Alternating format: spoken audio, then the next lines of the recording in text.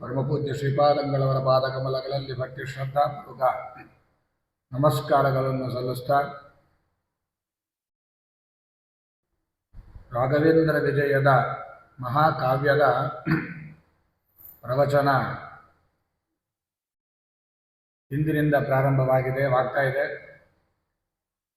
ರಾಘವೇಂದ್ರ ವಿಜಯ ದೊಡ್ಡ ಮಹಾಕಾವ್ಯ ಇದು.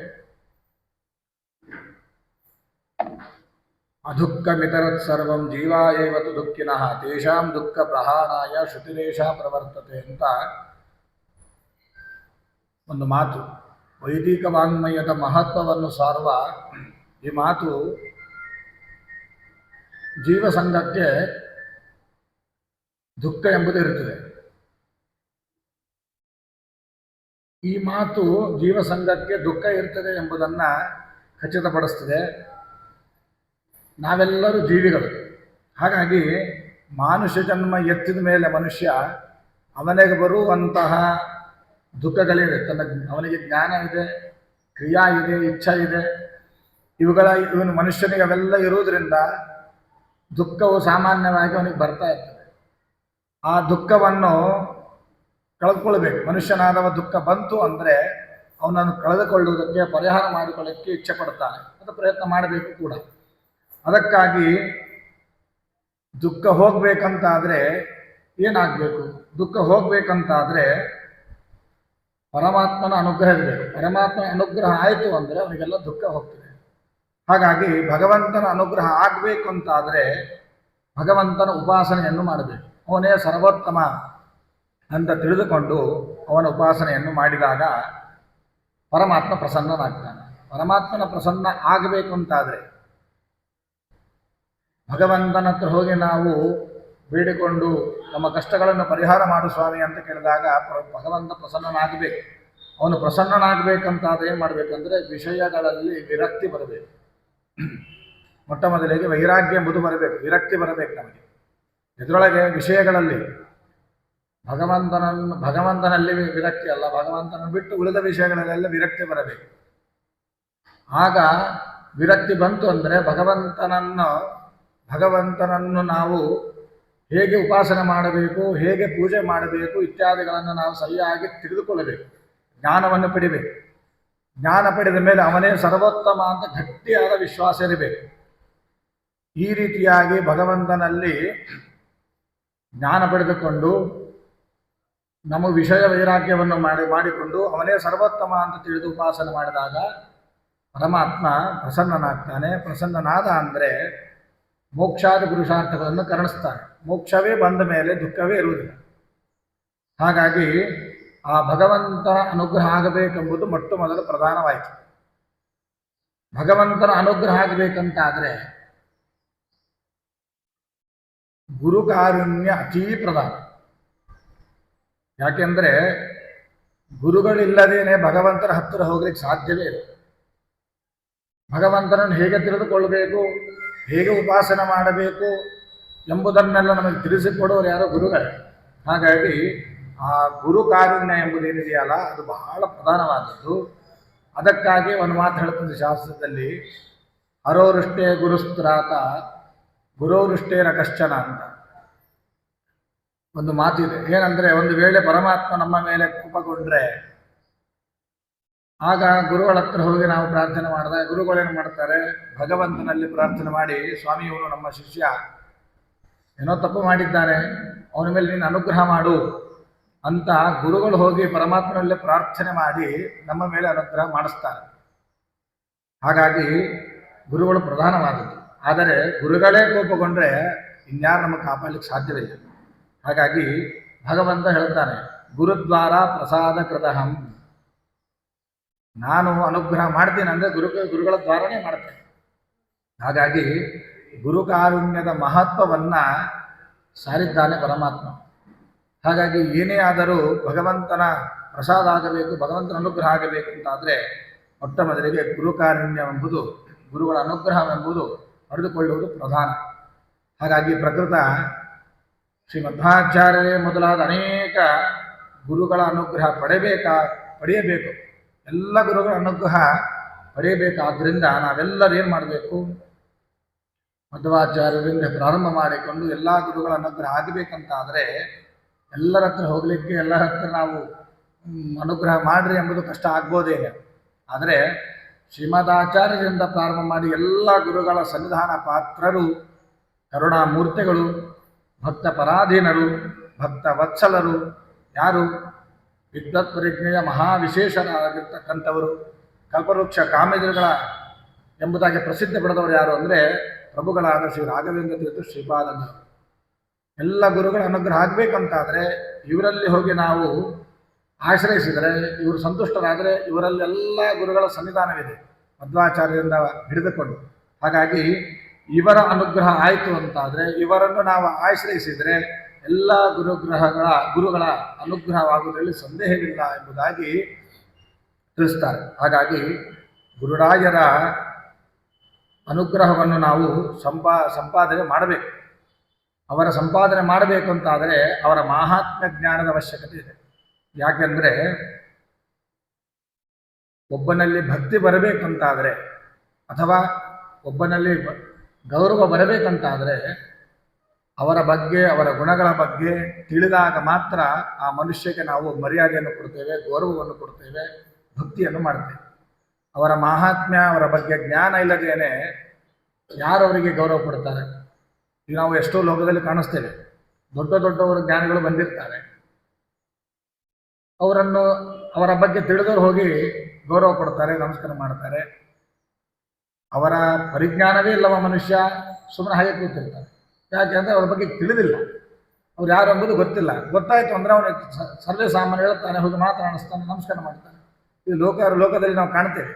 ಹಾಗೆ ಗುರುರಾಯರ ಅನುಗ್ರಹ ಆಗಬೇಕು ಅಂತಾದರೆ ಅವರ ಮಹಾತ್ಮ ಜ್ಞಾನದ ಅವಶ್ಯಕತೆ ನಮಗೆಲ್ಲರಿಗೂ ಇದೆ. ಹಾಗಾಗಿ ಭಕ್ತಿ ಎಂಬುದೇನಿದೆಯಲ್ಲ, ಆ ಭಕ್ತಿ ಮಹಾತ್ಮ ಜ್ಞಾನ ಪೂರ್ವಕವಾಗಿದ್ದರೆ ಮಾತ್ರ ಅದು ಭಕ್ತಿ. ಹಾಗಾಗಿ ನಾವು ತಪ್ಪದೇನೆ ಗುರು ಸಾರ್ವಭೌಮರ ಮಹಾತ್ಮ ಜ್ಞಾನವನ್ನು ನಾವು ತಿಳಿದುಕೊಳ್ಳಬೇಕು. ಆಗ ನಮಗೆ ಅವರ ಅನುಗ್ರಹ ಆಗಲಿಕ್ಕೆ ಪ್ರಾರಂಭವಾಗ್ತದೆ. ಹಾಗಾದರೆ ಗುರು ಸಾರ್ವಭೌಮರ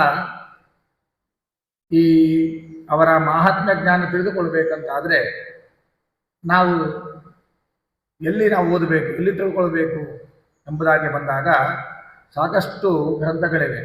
ಪ್ರಕೃತ ಈಗ ರಾಘವೇಂದ್ರ ವಿಜಯ, ಇದರಲ್ಲಿಯೂ ಕೂಡ ರಾಯರ ಮಹಾತ್ಮ್ಯವನ್ನೆಲ್ಲ ತಿಳಿಸಿದ್ದಾರೆ. ಗುರುಸ್ತೋತ್ರ, ಅಪ್ಪಣ್ಣಾಚಾರ್ಯ ಬರೆದ ಗುರುಸ್ತೋತ್ರ, ವಾದೀಂದ್ರ ತೀರ್ಥ ಗುರು ಸಾರ್ವಭೌಮರು ಮಾಡಿರ್ತಕ್ಕಂಥ ಗುರುಗುಣಸ್ತವನ, ಅನೇಕ ದಾಸರ ಕೃತಿಗಳು, ಹೀಗೆ ರಾಯರ ಬಗ್ಗೆ ಸಾಕಷ್ಟು ಅವರ ಮಹಿಮೆಯನ್ನು ತಿಳಿಸುವ ಗ್ರಂಥಗಳಿವೆ. ಇವುಗಳನ್ನು ಅಧ್ಯಯನ ಮಾಡಿ ರಾಯರ ಮಹಿಮೆಯನ್ನು ತಿಳಿದುಕೊಂಡು ಅವರ ಮೂಲಕ ಪರಮಾತ್ಮನ ಅನುಗ್ರಹವನ್ನು ನಾವು ಪಡೆದುಕೊಳ್ಳಬೇಕು ಎಂಬುದಾಗಿ ತಿಳಿಸ್ತಾರೆ. ಹಾಗಾಗಿ ಈ ಪ್ರಕೃತ ರಾಘವೇಂದ್ರ ವಿಜಯ ಇದು ದೊಡ್ಡ ಮಹಾಕಾವ್ಯ. ಯಾಕೆ ಅಂದರೆ ರಾಯರ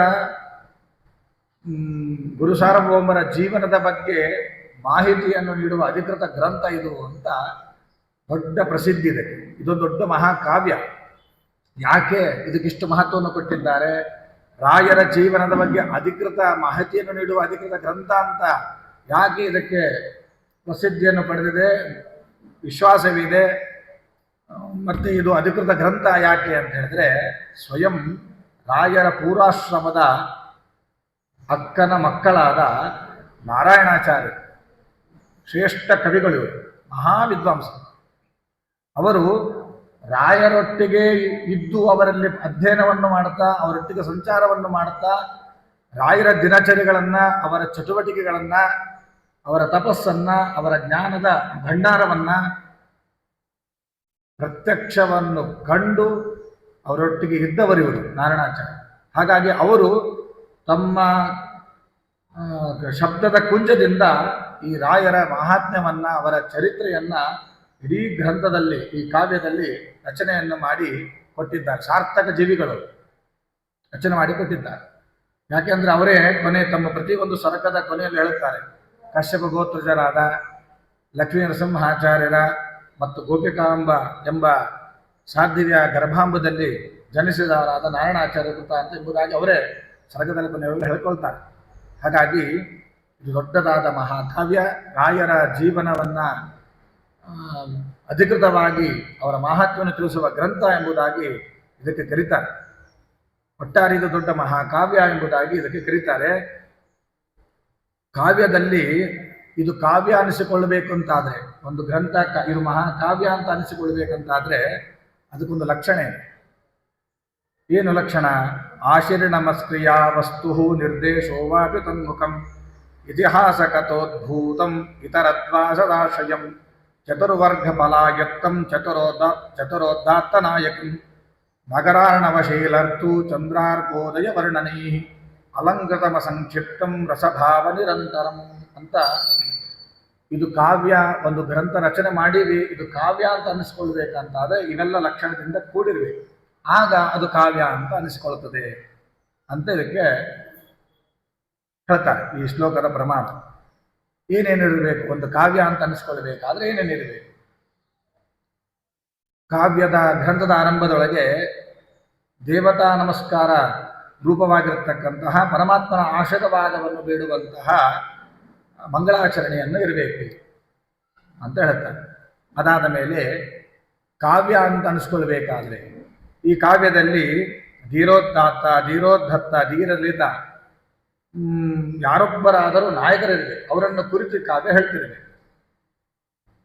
ಅದಾದ ಮೇಲೆ ಕಾವ್ಯದಲ್ಲಿ ನಗರ, ಸಮುದ್ರ, ಪರ್ವತ, ಷಡ್ಋತಗಳು, ಸೂರ್ಯಚಂದ್ರ, ಉದಯಾಸ್ತಮ, ವರ್ಣನೆ ಇವೆಲ್ಲವೂ ಕಾವ್ಯದಿಂದ ಕೂಡಿರಬೇಕು ಮತ್ತು ಒಳ್ಳೆಯ ರಸವತ್ತಾಗಿರಬೇಕು ಕೇಳುವರಿಗೆ. ಇತಿಹಾಸದ, ಪುರಾಣದ ಕಥಾಭಾಗ ಇವೆಲ್ಲವೂ ಕೂಡಿ ಕಾವ್ಯದಲ್ಲಿ ಒಳಗೊಂಡಿರಬೇಕು.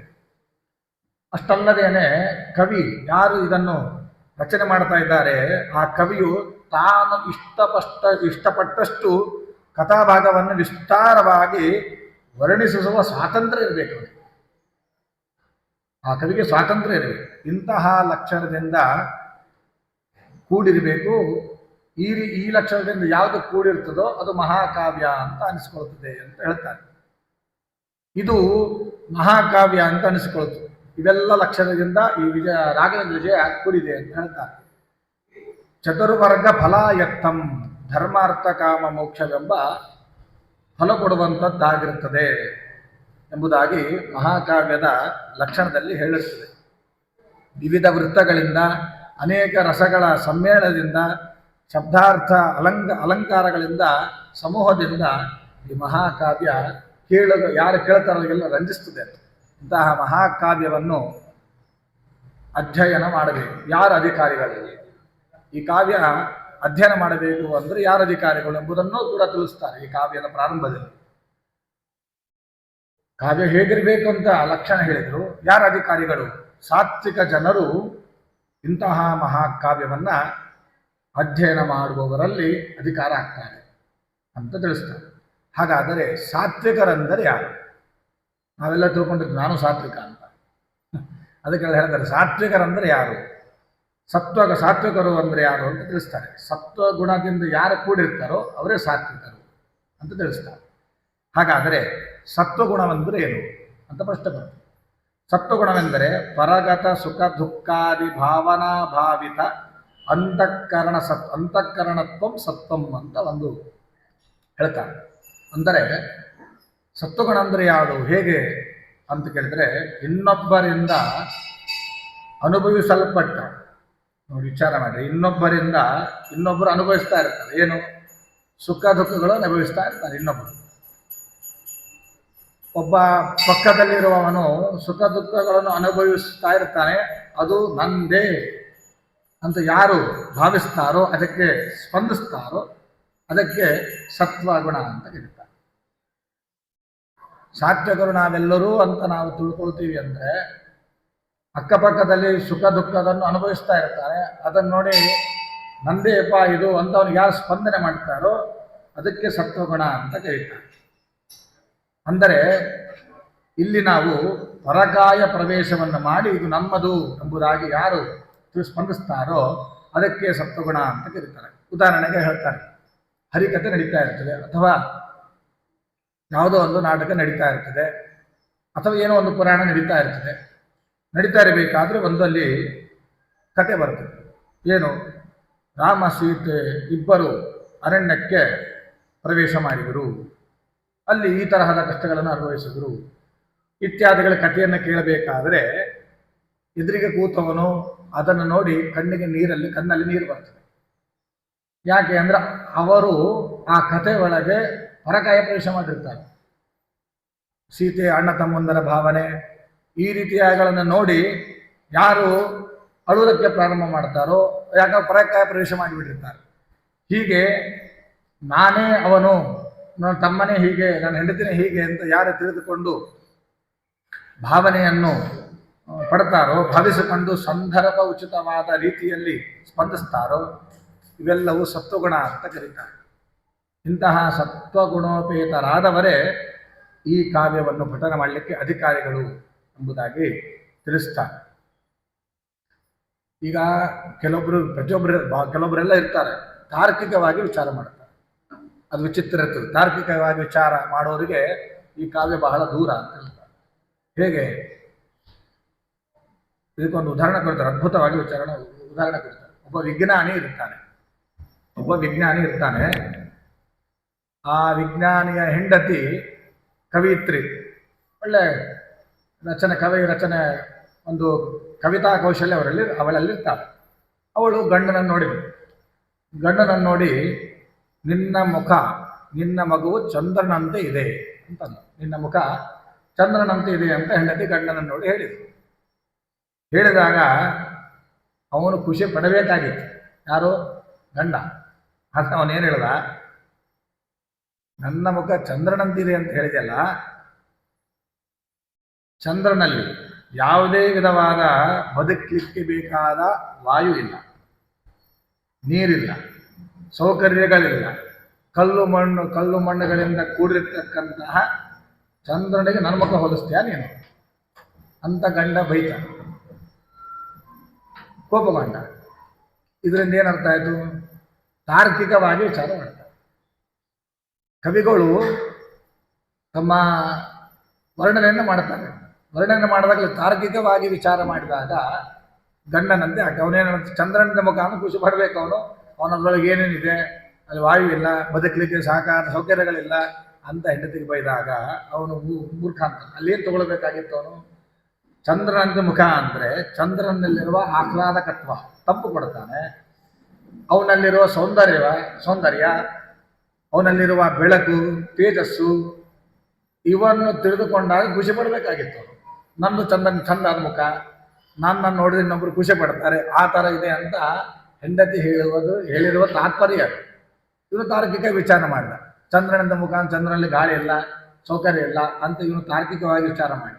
ಈ ರೀತಿಯಾಗಿ ತಾರ್ಕಿಕವಾಗಿ ವಿಚಾರ ಮಾಡುವ ಯಾರಿದ್ದಾರೋ ಅವರೆಲ್ಲರೂ ಈ ಗ್ರಂಥವನ್ನು ತಿಳಿಯಲಿಕ್ಕೆ ಅನಧಿಕಾರಿಗಳು. ಹೀಗೆ ಈ ಕಾವ್ಯದ ಮಹಿಮೆಯನ್ನು ಹೇಳ್ತಾ ಹೋಗ್ತಾರೆ. ಹಾಗಾಗಿ ಪರಮಾತ್ಮನಲ್ಲಿ ಭಕ್ತಿಯನ್ನು ಮಾಡಬೇಕಾದ್ರೆ ಅವನ ಚರಿತ್ರೆಯನ್ನು ನಾವು ಸರಿಯಾಗಿ ತಿಳಿದುಕೊಳ್ಳಬೇಕು. ಆ ಚರಿತ್ರೆಯ ಜ್ಞಾನದಿಂದ ಯಾರ ಚರಿತ್ರೆಯನ್ನು ತಿಳಿತಾರೋ ಅವನ ಪರಮಾತ್ಮನ ಮಹಿಮೆ ಎಂಬುದು ಅವನಿಗೆ ಗೊತ್ತಾಗ್ತದೆ. ಇದರಿಂದಾಗಿ ಏನಾಗ್ತದೆ? ಅವನಿಗೆ ಮೋಕ್ಷಾದಿ ಫಲಗಳು ಅವನಿಗೆ ಬರ್ತದೆ. ಹೀಗಾಗಿ ಆ ಪರಮಾತ್ಮನ ಹರಿಯ ಮಹಿಮೆಯನ್ನು ನಮಗೆ ತಿಳಿಸಿಕೊಡುವವರು ಯಾರು ಅಂದರೆ ಅದು ಗುರುಗಳು. ಆ ಗುರುಗಳ ಚರಿತ್ರೆಯನ್ನು ನಾವೆಲ್ಲರೂ ಶುದ್ಧವಾಗಿ ತಿಳಿದುಕೊಂಡು ಆ ಗುರುಗಳಲ್ಲಿ ಸ್ತೋತ್ರ ಮಾಡಿ ತದ್ವಾರ ಭಕ್ತಿಯನ್ನು ಪಡೆದುಕೊಂಡು ಅದರಿಂದ ಪರಮಾತ್ಮನ ಅನುಗ್ರಹಕ್ಕೆ ಪಾತ್ರರಾಗಬೇಕು ಅಂತ ಹೇಳ್ತಾರೆ. ಯಶ್ಚ ದೇವಿ ಪರಾಭಕ್ತಿ ಯಥಾ ದೇವಿ ತಥಾ ಗುರು ಅಂತ ಹೇಳ್ತಾರೆ. ಯಾವ ವಿಧವಾಗಿ ಪರಮಾತ್ಮನಲ್ಲಿ ನಾವು ಭಕ್ತಿ ಮಾಡ್ತೇವೋ ಅದರಂತೆಯೇ ಗುರುಗಳಲ್ಲಿ ನಾವು ಭಕ್ತಿ ಮಾಡಬೇಕು. ಆಗ ನಮಗೆ ಗುರುಗಳ ಅನುಗ್ರಹವಾಗ್ತದೆ ಎಂಬುದಾಗಿ ತಿಳಿಸ್ತಾರೆ. ಯಾಕಂದರೆ ಗುರುಗಳಲ್ಲಿ ನಾವು ಭಕ್ತಿ ಮಾಡದೇನೆ ಪರಮಾತ್ಮ ಒಲಿಬೇಕು, ಪರಮಾತ್ಮನ ಜ್ಞಾನ ಬರಬೇಕು ಅಂದರೆ ಅದೆಲ್ಲವೂ ಸಾಧ್ಯವಿಲ್ಲ. ದೇವರಲ್ಲಿ ಯಾವ ರೀತಿಯಾಗಿ ಭಕ್ತಿ ಮಾಡ್ತೀವೋ ಅದೇ ರೀತಿಯಾಗಿ ಗುರುಗಳಲ್ಲಿ ನಾವು ಭಕ್ತಿಯನ್ನು ಮಾಡಬೇಕು.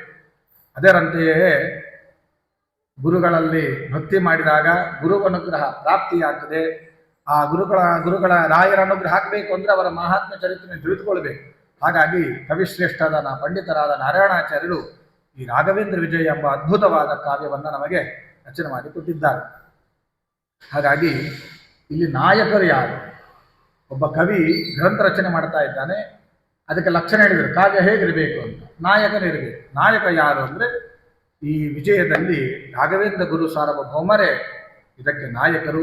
ಅವರನ್ನು ಕುರಿತಿಯೇ ಈ ಗ್ರಂಥ ಹೊರಟಿದೆ ಎಂಬುದನ್ನು ತಿಳಿಸ್ತಾರೆ ಎಂಬುದಾಗಿ ಇಲ್ಲಿ ಧೀರೋದ್ಧಾತನಾದ ನಾಯಕನಿರಬೇಕು ಅಂತ ಅಲ್ಲಿ ಲಕ್ಷಣದಲ್ಲಿ ಹೇಳಿದರು. ಮಹಾಸತ್ವನಾಗಿರಬೇಕು ಅಂತ.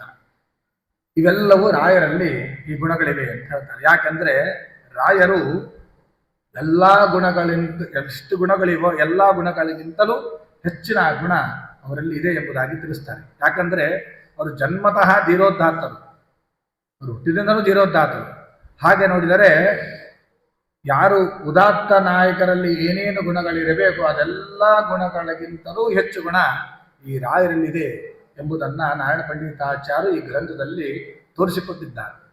ಹಾಗಾಗಿ ಅವ್ರು ಹೇಳ್ತಾರೆ, ಅಸ್ಮದ್ ಗುರುಣಾಂ ಆಧಿಕ್ಯಂ ಕವಿತ್ವವ ಅನುವರ್ಣಯೇತ್. ನಾರಾಯಣ ಪಂಡಿತಾಚಾರ್ಯ ಹೇಳ್ತಾರೆ, ನಮ್ಮ ಗುರುಗಳ ಗುಣಾಧಿಕ್ಯವನ್ನು ಯಾವ ಕವಿ ವರ್ಣಿಸಲಿಕ್ಕೆ ಸಾಧ್ಯ ಅಂತ. ಅಷ್ಟು ಗುಣಗಳಿವೆ ನಮ್ಮ ರಾಯರಲ್ಲಿ ಅಂಥೇಳಿ ಆ ನಾರಾಯಣ ಪಂಡಿತಾಚಾರ್ಯರು ಈ ಕಾವ್ಯವನ್ನು ರಚನೆ ಮಾಡಬೇಕಾದ್ರೆ ತಿಳಿಸಿಕೊಡ್ತಾರೆ. ಹೀಗೆ ಅದ್ಭುತವಾದ ಈ ರಾಘವೇಂದ್ರ ವಿಜಯ. ಈ ರಾಘವೇಂದ್ರ ವಿಜಯದಲ್ಲಿ ಇಲ್ಲಿ ತಿಳಿಸ್ತಾ ಹೋಗ್ತಾರೆ. ರಾಘವೇಂದ್ರ ವಿಜಯ ಈ ತಮ್ಮ ರಾಯರ ಪೂರ್ವಾಶ್ರಮದ ಅಕ್ಕನ ಮಕ್ಕಳು ನಾರಾಯಣಾಚಾರ್ಯರು. ಇವರು ರಾಯರಲ್ಲಿ ಇದ್ದು ಅಧ್ಯಯನ ಮಾಡ್ತಾ ರಾಯರ ಗುಣಗಳನ್ನು, ಪಾಂಡಿತ್ಯವನ್ನು, ಪ್ರತ್ಯಕ್ಷವನ್ನು ನೋಡಿ ಅವರ ಜೀವನದಲ್ಲಿ ರಾಯರ ಕಾಲದಲ್ಲಿ ಏನೇನು ಆಯಿತು ಘಟನೆಗಳು ಎಂಬುದನ್ನು ಪ್ರತ್ಯಕ್ಷ ದರ್ಶಿಗಳಾಗಿರ್ತಕ್ಕಂಥವ್ರು ನಾರಾಯಣ ಪಂಡಿತಾಚಾರ್ಯರು. ಅವರು ಸುಧೀಂದ್ರ ತೀರ್ಥರಿಂದ ಆಶ್ರಮ ಸ್ವೀಕರಿಸಬೇಕು ನೀವು ಅಂತ ಬಂದಾಗ ಆವಾಗ ಅಲ್ಲೇನೇನು ಘಟನೆಗಳಾಯಿತು, ಆಶ್ರಮ ಸ್ವೀಕಾರ, ಸಿದ್ಧಾಂತ ಪ್ರಚಾರ, ಹೀಗೆ ಅದ್ಭುತವಾಗಿ ಇದರಲ್ಲಿ ರಚನೆ ಮಾಡುತ್ತಾ ಇದರಲ್ಲಿ ದಾಖಲೆ ಮಾಡ್ತಾ ಹೋಗಿದ್ದಾರೆ. ಇದು ರಾಯರಿದ್ದಾಗೆ ಅವರು ಮಾಡಿಕೊಟ್ಟಿರ್ತಕ್ಕಂಥ ಕಾವ್ಯ. 16 ಸರ್ಗಗಳನ್ನು ಮಾಡಿದ್ದರು ಇವರು. 16 ಸರ್ಗಗಳನ್ನು ಮಾಡಿ ರಾಯರ ಹತ್ರ ಹೋಗಿ ಕೊಟ್ರಂತೆ, ಸ್ವಾಮಿ ನಿಮ್ಮ ಜೀವನ ಚರಿತ್ರೆಯನ್ನು, ನಿಮ್ಮ ಪಾಂಡಿತ್ಯವನ್ನು, ನೀವು ಮಾಡಿದ ಸಿದ್ಧಾಂತ ಪ್ರಚಾರ ಮತ್ತು ವಾದಿಜಯ ಇತ್ಯಾದಿಗಳೆಲ್ಲವೂ ಕೂಡ ಇದರಲ್ಲಿ ದಾಖಲೆ ಮಾಡಿದ್ದೇನೆ ಅಂತ ಕೊಟ್ಟಿದಾಗ ರಾಯರು ಅದನ್ನು ನೋಡಿ 16 ಸರ್ಗ ಬೇಡ, 6 ಸರ್ಗ ತೆಗೆದು ಬಿಡು ಅಂತ ಹೇಳಿದರು. ಯಾಕೆ ಅಂದರೆ ನಮ್ಮ ಮೂಲ ಗುರುಗಳು ಮಧ್ವಾಚಾರ್ಯರು, ಅವರ ಜೀವನ ಚರಿತ್ರೆಯನ್ನು ಹೇಳುವಂತಹ ಮಹಾಕಾವ್ಯ ಅದನ್ನು ಸುಮಧ್ವ ವಿಜಯ. ಅದು 16 ಸರ್ಗದಿಂದ ಕೂಡಿದೆ. ನಮ್ಮ ಚರಿತ್ರೆ ಹೇಳುವಂಥ ಈ ಕಾವ್ಯವು ನಮ್ಮ ಗುರುಗಳಿಗೆ ಸಮ ಆಗೋದು ಬೇಡ, 6 ಸರ್ಗ ತೆಗೆದು ಬಿಡು ಅಂತ ಅದನ್ನು ತೆಗೆಸಿ ನೀರಿನಲ್ಲಿ ನದಿ ಒಳಗೆ ಹಾಕಿಸ್ತಾರೆ ರಾಯರು. ವಿಚಾರ ಮಾಡಿ, ಎಷ್ಟು ಗುರುಗಳಲ್ಲಿ ರಾಯರಿಗಿರುವಂತಹ ಮೂಲ ಗುರುಗಳ ಮಧ್ವಾಚಾರ್ಯರಲ್ಲಿರುವ ಭಕ್ತಿ ಅಂತದ್ದು, ಶ್ರದ್ಧೆ ಅಂತ. ನಾವಾಗಿದ್ದರೆ ಅವನಿಗಿಂತ ನಂದು ಹೆಚ್ಚಿಗಿರಬೇಕು, ಇನ್ನೊಂದು 2 ಶ್ಲೋಕ ಸೇರಿಸ ಅಂತ ಹೇಳ್ತೀವಿ. ರಾಯರು ಹಾಗೆ ಹೇಳಿಲ್ಲ, 6 ಸರ್ಗ ತೆಗೆದು ಬಿಡು, ಅದನ್ನು ನೀರಿನೊಳಗೆ ಹಾಕಿಸ್ತಾರೆ. ಆ 6 ಸರ್ಗದಲ್ಲಿ ಇದೇ 10 ಸರ್ಗ ಕೇಳಿದರೆ ನಮಗೆ ರೋಮಾಂಚನ ಆಗ್ತದೆ. ರಾಯರ ಜೀವನದಲ್ಲಿ ಏನೇನಿತ್ತು, ಇನ್ನು 6 ಸರ್ಗದಲ್ಲಿ ಏನಿರಬಹುದು ಅಂತ ನಮಗೆ ಕುತೂಹಲ ಉಂಟಾಗ್ತದೆ. ಅಷ್ಟು ಅದ್ಭುತವಾದ ಮಹಾಕಾವ್ಯ. ಈ ಮಹಾಕಾವ್ಯ ಆ ನಾರಾಯಣ ಪಂಡಿತಾಚಾರ್ಯರು ಅದ್ಭುತವಾಗಿ ನಮಗೆ ಮಾಡಿಕೊಟ್ಟಿದ್ದಾರೆ. ಇದರೊಳಗೆ ಬಾಲಬೋಧಿನಿ ವ್ಯಾಖ್ಯಾನ ಅಂತ ಇದೆ, ಗುರುಪಾದ ಸೇವಾ ಅಂತ ವ್ಯಾಖ್ಯಾನ ಇದೆ.